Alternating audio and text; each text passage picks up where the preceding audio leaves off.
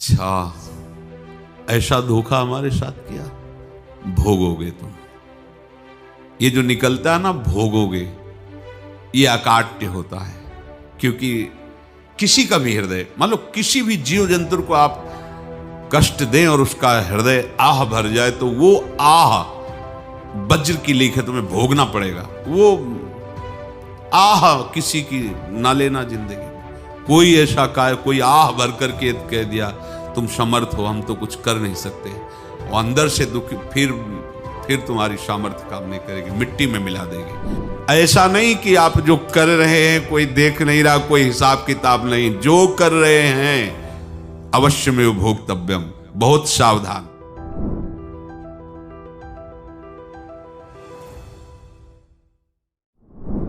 जीव स्वयं नित्य निरंतर कर्मों के जाल को रच रहा है और अपने आप को बांध रहा है। आपको मुक्त होना है, बंधना नहीं है।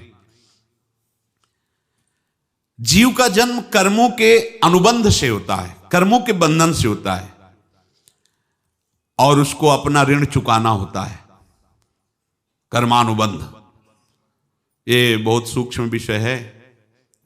जैसे आप जिस परिवार में जन्म लिए हैं, तो उस परिवार के लोगों से आपका ऋण है, इसलिए उसी परिवार में आप आए हैं।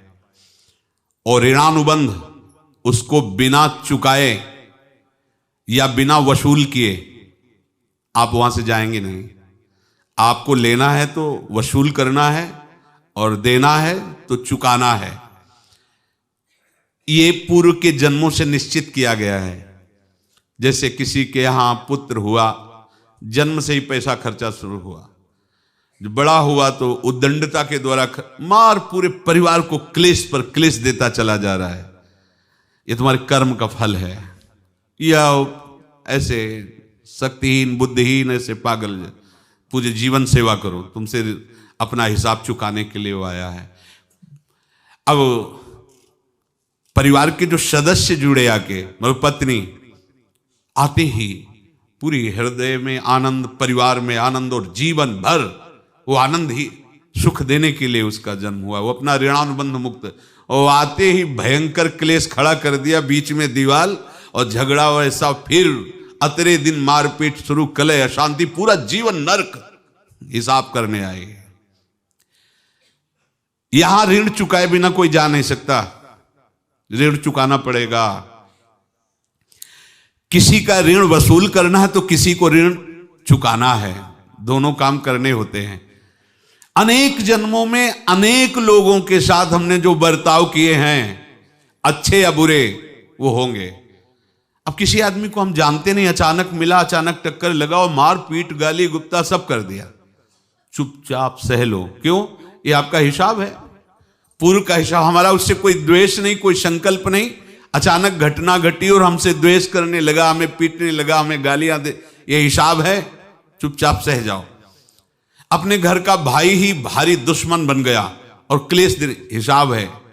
एक प्रभुदत्त ब्रह्मचारी जी की वाणी में पढ़ा था, एक महात्मा जी भ्रमण करते थे, तो उस समय असरफियां चलती थी, मोहरे असरफियां, तो उनको भेंट में देते लोग। तो या तो ठाकुर सेवा में लगे तत्काल, या संत सेवा में तत्काल लगे, उसका संग्रह करके डोलना ये ठीक नहीं है। बैरागी के लिए सिद्धांत में ये ठीक नहीं है। तो जब 2, 4, 6, 8 ऐसे मोहरे हुई, तो उन्होंने विचार किया कि और भ्रमण करके जब काफी मोहरे हो जाएंगी तो प्रयागराज में जब कुंभ पड़ता है, एक बार पूरे सब अखाड़े के संतों को, अलग अलग संप्रदाय सब संतों को बुलाएंगे और सबको पवाएंगे। अब साधु है तो यही विचार करेगा, और क्या विचार करेगा। तो उन्होंने एक ऐसे डंडा बनवाया, बेंत, जो ऊपर से चूड़ीदार और भीतर पोला, और मोहरे उसमें डालते गए। और भ्रमण, जहां जहां श्रद्धालु भगत थे सबके यहां जाना और इच्छा रखना कि एक मोहर तो दे दे दक्षिणा में। कामना कोई भी हो वो बांधती ही है, ध्यान रखना। इसीलिए प्रभु जो चाहे वो करे, अपनी चाह नहीं रखनी चाहिए, अपनी चाह प्रभु की चाह में मिला देनी चाहिए। धीरे धीरे वो छड़ी भर गई। भ्रमण करने वाले महात्मा चूड़ी लगाई, इंतजार करते रहे। जब प्रयाग का कुंभ पड़ा तो चले। तो रास्ते में एक गांव में पूछा जाता है, जैसे कहीं रुको कि कोई श्रद्धालु ऐसा है जो संत सेवी है। तो कुछ लोगों ने बताया, हाँ एक परिवार है बहुत संत सेवी है और आपको मिलाते हैं उनसे। आइए महाराज, घर में रुका,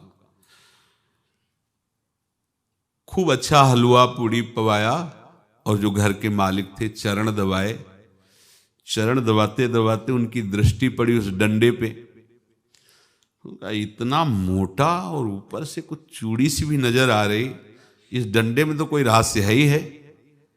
अब महात्मा जी को खवा पिला के सुला दिया। महात्मा जी जब सो गए तो पत्नी से धीरे से कहा, वो डंडा लाओ बाबा जी का डंडा। वो चूड़ीदार जो ही खोला पलटाया तो सैकड़ों मोहरे। ऐसे संत रोज पधारे भगवान, तुम आनंद हो जाए फिर क्या। पत्नी से कहा, नाप के कंकड़ लाओ। वो तो महात्मा जी तो खाए खीर पूड़ी, आराम से सो रहे। रात में पूरी प्लानिंग करके उसमें कंकड़ भर के चूड़ी लगाकर सिराने रख दिया, सारी मोहरें हटा ली। महात्मा जी आराम से छड़ी उठाए तो वजन पक्का। वैसे बड़े लोग चतुर होते हैं, पर ये नहीं जानते कि कर्म कितना भयानक होता है। और उनकी कोई संतान नहीं थी, पर धन में इतना प्रेम उनको था। बहुत सावधान। साधु महात्माओं के पास जो अर्थ है, गृहस्थी अगर आता वहीं से है, पर अगर उसको जोर जबरदस्ती या किसी छल कपट से, तो वो उसका विनाश ही करता है। आज तक का प्रमाण है। अब उनको ये भाव पता नहीं होगा, या पता होगा तो लोभ के कारण वो उसको मान नहीं पाए होंगे। महात्मा जी गए प्रयाग में, किसी अखाड़े पर रुके और वहां प्रार्थना की कि कल जो है संपूर्ण अखाड़ों का निमंत्रण किया जाए और सब संतों को भोग पवाया जाए और उनको दक्षिणा भी दी जाए। महंत ने सोचा कि बहुत बड़ा है तो उत्सव है, क्योंकि प्रयाग में कितने हजारों संत महात्मा सब। तो उनका महाराज बोरों इसमें चीनी और टीनों घी लगेगा, सब व्यवस्था। बोले आप मंगाइए, एक एक हिसाब हम करेंगे, हमारे पास सब व्यवस्था है। बोले कुछ तो पहले दे दो, इकट्ठे देंगे हम। उनको था कि अगर हम छड़ी खोला और दो चार मोहरे दी, किसी को पता लग गया तो गड़बड़ हो सकती। बोले हम भंडारे के समय आखिरी में सब कुछ आपको दे देंगे। ठीक है। वो अपने पास से पैसे लगाकर खूब जितना सामग्री सब लाए, लाखों की, और सब संतों को निमंत्रण कर दिया। संत जन निमंत्रित हो गए, भंडारा बन रहा है। तब वहां के महंत है और उनका देखो भंडारा भी बन रहा है, संतों को निमंत्रण। अब आप अर्थ की व्यवस्था कीजिए, क्योंकि इतनी बड़ी हमारी सामर्थ्य नहीं थी जितना हमने किसी तरह हमने व्यवस्था की। अब मुझे अर्थ चाहिए, तभी आगे की व्यवस्था बढ़ेगी। संतों को दक्षिणा देंगे और जिनसे अर्थ लिया उनको दे। देखो रसोई बन गई है सब। उनका छत में विश्वास नहीं तो ये अभी चूड़ी खोली। उनको तो था ना कि मोहरे हैं, कंकड़। तो अब जैसे कितना उनको सदमा लगा होगा। हजारों संतों का निमंत्रण, रसोई बन, मतलब संत हो के छल कपट। तो उनका महाराज आपने तो हमारा नाश कर दिया, जो महंत थे। अब बताओ रसोई बन गई, संत निमंत्रित हो गए और आप ये कंकड़ दिखा रहे हैं हमको। आपने तो हमें बर्बाद कर दिया। हमारी इतनी सामर्थ्य नहीं थी, आप पहले बता देते। संत होकर ऐसा छल कपट। अब वो बोले तो क्या बोले, क्योंकि उनको पता था कि मोहरे हैं इसमें। अंदर से उनका चिंतन गया उसी सेठ के पास, अच्छा ऐसा धोखा हमारे साथ किया, भोगोगे तुम। ये जो निकलता है ना भोगोगे, ये अकाट्य होता है। क्योंकि किसी का भी हृदय, मान लो किसी भी जीव जंतु को आप कष्ट दें और उसका हृदय आह भर जाए, तो वो आह वज्र की लीक है, तुम्हें भोगना पड़ेगा। वो देखो भीष्म जी को भोगना पड़ रहा है ना। सांप को ऐसे धनुष की नोक से उठाया और बंबूल के कांटों के ऊपर फेंक दिया, कई दिन तक शेदा हुआ, वो आह भर करके मरा। तो आपको 6 महीने बाणों की सैया पर आह किसी की ना लेना जिंदगी में। कोई ऐसा कोई आह भर करके कह दिया तुम समर्थ हो, हम तो कुछ कर नहीं सकते, और अंदर से दुखी, फिर तुम्हारी सामर्थ्य काम नहीं करेगी, मिट्टी में मिला देगी। फिर ये तो संत थे और भगवत आराधना के लिए, संत आराधना के लिए ही ऐसा किए हुए थे। अब इनका कैसे मुंह दिखाएं, अब क्या करें। सुबह संत जन आएंगे, सबके बीच में हमारी कि देखो इन्होंने, अब क्या करें। गए और संगम में जाके छलांग लगाई, अपने प्राण त्याग दिए। अब उनके तो पास मोहरे थी और व्यापार बढ़ा, और 9-10 महीने बाद ही लड़का हुआ। अब तो उनको कि संत फलीभूत हो गया। देखो व्यापार चल रहा, लड़का नहीं होता था, लड़का भी हो गया, बड़ा आनंद छा रहा है। जब से वो प्रकट हुए और धन की वृद्धि शुरू हो गई, पढ़ाई लिखाई में उनके खर्चा हुआ सब, बस बीमारी शुरू हो गई उनके शरीर में। अब उसमें पैसा जाना शुरू हुआ। इतने आसक्त तो वो दोनों हो गए कि कुछ भी हो, व्यापार ठप, संपत्ति बेचना शुरू।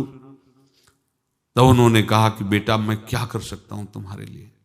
बोले हमारी अंतिम इच्छा है प्रयाग चलो, और जितने प्रयाग में संत महात्मा सबको एक बार भंडारा करवाओ, हमारी इच्छा अंतिम है, क्योंकि अंतिम यही इच्छा थी। तो बोले अब ज्यादा संपत्ति तो नहीं रह गई, तो बोले घर बेच दो, मेरे लिए ही तो है, बेच दो। मुझे लगता मैं बचूंगा नहीं, पर मेरी अंतिम इच्छा पूर्ण कर दो। घर बेच दिया, जेवर बेच दी। वहां गए, जब संत सेवा की तो बोले मुझे संगम तक ले चलो। संगम तक ले गए और बोले समझे तुम चुराए थे और हमने उसको छीना है, कुछ नहीं रह गया तेरे पास कुछ, अब केवल ममता और आसक्ति में जलकर मर और नरक प्राप्त कर। मैं वही महात्मा हूं जिसकी तूने मोहरे ली थी, शरीर छोड़ दिया। महात्मा को जन्म लेना पड़ा और इनको दुर्गति भोगनी पड़ी। ऋणानुबंध होश में, ऐसा नहीं कि आप जो कर रहे हैं कोई देख नहीं रहा, कोई हिसाब किताब नहीं, जो कर रहे हैं अवश्य में भोक्तव्यम, बहुत सावधान। अनेक जन्मों में अनेक लोगों से जो कुछ लिया दिया है, इस लेने देने को मिटा देने के बाद ही तुम मुक्त हो गए। इसीलिए एक उपाय है, लेना न देना मगन रहना। क्या? मालिक को समर्पित हो जाओ, मालिक को अपना माना हुआ समर्पित कर दो, खत्म। अहम त्वाम स्वरूपापेभ्यो मोक्षयिष्यामि, सब खत्म। आगे पीछे लेना देना सब खत्म।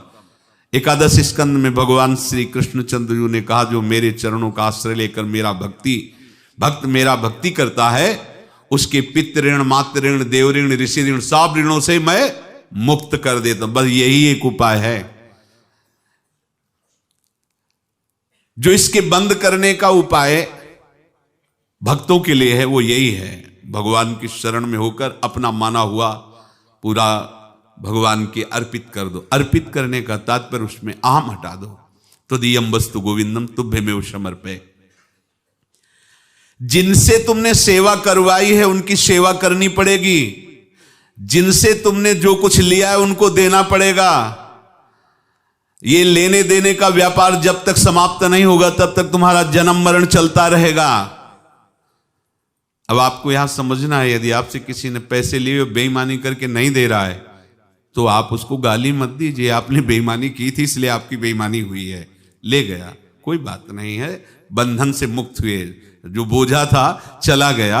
उसको ऐसा ना देखे कि ये बेईमान हमारे रुपए मार लिए, अब जो कुछ होगा देखेंगे। अगर आप आगे नया कुछ करते हैं तो फिर आगे का हिसाब आपको भोगना पड़ेगा, ध्यान रखना। ऐसा नहीं है कि आपको भोगना नहीं पड़ेगा। एक ही उपाय है कि अब जो शरीर धारण किए इसी में जो भोग ले, आगे ना होना चाहिए। तो क्या करे? सर्वतो भावेन भगवान की शरण ले ले। ये तो सर्वाणि कर्माणि मयि सन्न्यस्य मत्पराः अनन्येनैव योगेन माम ध्यायन्तु उपासते तेषामहं समुद्धर्ता मृत्यु संसार से। ये बड़ा कठिन है पार होना, कोई छोटी मोटी बात है। एक महात्मा बाल्यावस्था से भजन करते थे, शालिग्राम भगवान पास रखते थे और उन्हीं की आराधना करके बस पाठ नाम जप और भ्रमण करते थे। यौवन अवस्था थी, गंगा जी के किनारे अपने ठाकुर को विराजमान करके स्नान करने के लिए कपड़ा ही उतार रहे थे कि 90 लोग आ गए, भाला तलवार सब ले, मारो मारो इसको मारो, घेर लिया। तो उन्होंने हाथ जोड़कर कहा हमने क्या अपराध किया, कोई सुन ही नहीं रहा। तो उन्होंने कहा मार तो डालोगे ही आप 90 लोग, हम कोई अस्त्र शस्त्र तो लिए नहीं, एक बार हमें गंगा में डुबकी लगा देने दो और अपने ठाकुर को स्नान करा देने दो, फिर इसके बाद आप मार देना। भगवत इच्छा से वो लोग रुक गए, स्नान किया और अंदर से प्रार्थना की, प्रभु ये क्या लीला है आपकी, आपके सिवा मेरा कोई है नहीं और ये मुझे मारना चाहते हैं। तो भगवान ने जानते हो क्या कहा उनके अंतर में, तुम मेरे में ध्यानस्थ हो करके शरीर को छोड़ो, ये लोग मारेंगे, ये मेरे भजन का फल है कि तुम्हें 90 जन्म नहीं लेना पड़ेगा, एक ही जन्म में 90 मिलके, तुमने 90 हिंसा की थी पूर्व में, तो तुम्हें 90 बार जन्म लेना होता और एक एक करके मारते। ये मेरे भजन का प्रताप है कि एक बार में ही 90 का हिसाब हो जाएगा। तुम आंख मूंदो, मेरे ध्यान में मगन रहो, मेरे प्रताप से तुम्हें कोई चोट नहीं होगी और स्वाभाविक मूर्छावस्था में प्राण तुम्हारे छूट जाए। ऐसा ही हुआ, ऐसा हुआ। तो ये बात समझ लो कि ये जो कर्मानुबंध है, ऋणानुबंध है। आप देखो, अगर शाप महात्माओं ने दिया कि तुम्हारे वंश का इससे विनाश होगा, तो भगवान भी परम धाम जा रहे तो उसी कील से, बाण की नोक में जो मछली लील गई थी छोटा कण, उसी से की नोक बनाई और उसी नोक को प्रहार किया, भगवान के श्री चरण में वही बाण की नोक लगी और भगवान ने स्वीकार किया ना। भगवान का बड़ा लीला विचित्र है। अगर छुप करके उधर रामावतार में बात, तो इधर ऐसे स्वीकार किया है भगवान ने। ऐसा कहीं नहीं दिखाया कि मैं भगवान हूं तो मैं अपने लिए, ऐसा नहीं दिखाया। नारद जी का हित किया पर नारद जी ने शाप दिया तो भगवान ने स्वीकार किया। बंदरों ने ही सहायता की, जैसा बोले थे वैसा। ये लीला इस शरीर में भोगनी पड़ेगी। हाँ, ज्यादा को कम में भुगता देंगे, पर अब अगला शरीर ना मिले, इसके लिए सर्वतो भावेन भगवान के आश्रित हो जाए। जैसे आपने दुकान फैला रखी है तो उसमें दो काम होते हैं, लेना और देना। किसी को उधार दिया है तो हमें उससे लेना है, और कोई नगद देकर सामान ले रहा है तो उसे सामान देना है, या उधार लिया है तो हमें उधार देना है। अब अगर दुकान बंद करनी है तो तुम्हें देने वालों पर जोर देना है, लेने वालों पर जोर नहीं। लेने वाला तो जाओ हम क्षमा किया, समर्पित किया, हमारा कोई संबंध नहीं, खत्म हो जाए, वो खुशी हो जाएगा। लेकिन देने वाला तुम अगर दुकान भी उठा दोगे तो जहां भी रहोगे तुम्हारे पास वो आएगा, लाइए हमारा। तो देने पर नजर रखिए, जिसका जिसका हिसाब है वो आपके सामने आता जाए, हटाते जाओ। लेने पर नजर मत रखिए और दुकान फौरन उठा दीजिए, नहीं अगर लेते देते रहे तो चलता रहेगा। आगे चलकर कुछ लेना न देना, मगन रहना बस अपने प्रभु के चिंतन में। अब हम कैसे जाने कि किसको क्या देना है, हमें क्या पता?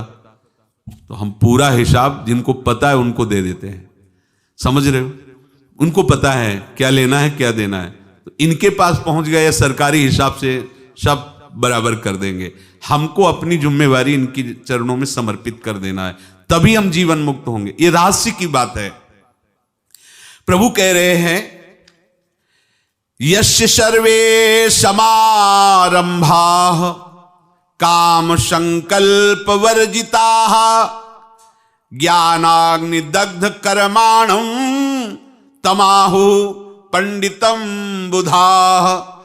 जिसके संपूर्ण कर्मों के आरंभ संकल्प और कामना से रहित हैं, तथा जिसके संपूर्ण कर्म ज्ञान रूपी अग्नि से जल गए हैं, उसको ज्ञानी जन भी पंडित कहते हैं, बुद्धिमान कहते हैं।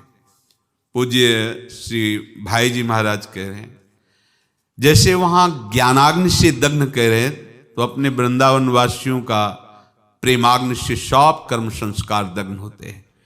जिस समय आपके हृदय में भगवत प्रेम का प्रादुर्भाव होगा तो लेश मात्र कभी तुम्हें दुख नहीं भोगना पड़ेगा।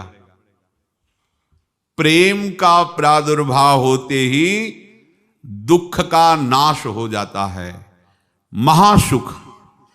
जब प्रेम का प्रादुर्भाव होगा तो समस्त पाप भस्म हो जाते हैं, अशांति नष्ट हो जाती है, संसार ज्वाला स्पर्श भी नहीं कर सकती है।